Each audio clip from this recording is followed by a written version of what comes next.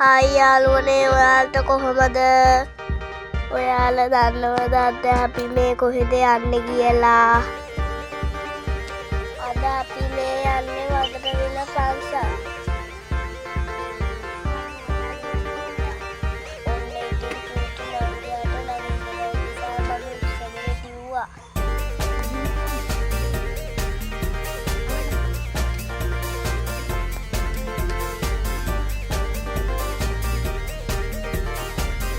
බලන්නකො ඒකේ තියෙන ලස්සන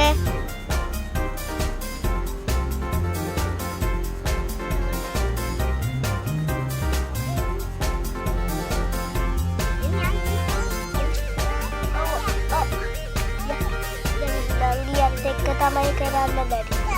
එයා තනියෙන් යන්න හදනවා. මේකේ තියෙන පඩිපෙළින් තනියෙන් යවන්න බෑනේ.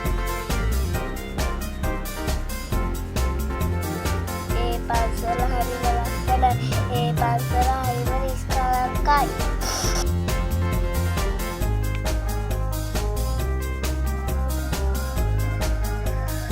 බලන්නකො මේ බුදුරදුගේ ලස්සන.